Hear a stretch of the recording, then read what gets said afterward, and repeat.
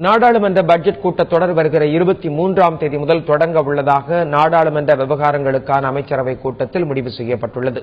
இதுகுறித்த கூடுதல் தகவல்களை தருகிறார் டெல்லியிலிருந்து எமது சிறப்பு செய்தியாளர் சலீம். சலீம், பிப்ரவரி 23ஆம் தேதி தொடங்கும் நாடாளுமன்ற பட்ஜெட் கூட்டத்தொடர் எப்போது முடிவடைய இருக்கு? அது பற்றிய விவரங்கள் சொல்லுங்க. அறிவிப்புகள் மிக தெளிவாக வந்துவிட்டன. இன்று காலையிலிருந்து மிகவும் பரபரப்பாக இருந்தது நாடாளுமன்ற வளாகம். நாடாளுமன்ற வளாகத்துக்குள்ள காலையிலிருந்து 2 கூட்டம் நடைபெற்றது. கூட்டம் ஒன்று 10:30 மணிக்கு நடைபெற்றது.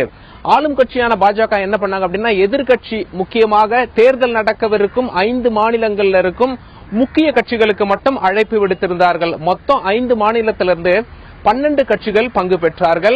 தமிழகத்திலிருந்து அதிமுகவுக்கு மட்டுமே அழைப்பு விடுக்கப்பட்டிருந்தது. அதிமுக சார்பாக டாக்டர் வேணுகோபால் அவர்கள், திருவள்ளூர் எம்பி, அவர்தான் கலந்து கொண்டார். அந்த கூட்டமானது ஒரு அரை மணி நேரம் நடைபெற்றது. சுமார் ஒரு 11 மணி வரைக்கும் நடைபெற்றது. கட்சிகளோட கருத்துக்களை கேட்டறிந்தார் வெங்கையா நாயுடு. ஏன் கட்சிகளோட கருத்தை கேட்டறிகிறார் அப்படின்னா, நாடாளுமன்ற பட்ஜெட் செஷன் என்று ஆரம்பிக்கலாம், என்று முடிக்கலாம், ரயில்வே பட்ஜெட்டை எப்ப தாக்கல் பண்ணலாம், பொது பட்ஜெட்டை எப்ப தாக்கல் பண்ணலாம், முக்கிய மசோதாக்களை எப்படி நிறைவேற்றலாம் என்று ஆளும் கட்சி யோசித்துக் கொண்டிருக்கும் நிலையில் நாடாளுமன்றத்துக்கு வராம 5 மாநிலத்தில் உள்ள தேர்தலில் கவனம் செலுத்தி எம்பிக்கள் அவங்க தொகுதிக்கு போயிட்டாங்கன்னா அவங்களோட சப்போர்ட் பெற முடியாது. முன்கூட்டியே அவங்களுடைய ஒப்பீனியன், அவங்களுடைய கருத்துக்களை எடுத்து தேதிகளை மாற்றி அமைச்சுக்கலாம் என்ற முடிவோடு தான் அவங்களுடைய கருத்துக்கள் எல்லாம் கேட்கப்பட்டது.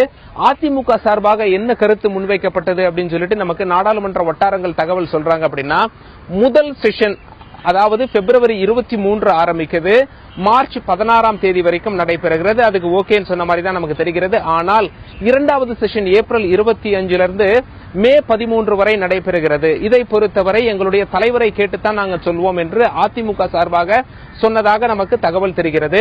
ஆக 2வது மீட்டிங் நடைபெற்றது. 11:30க்கு ஆரம்பிச்சது.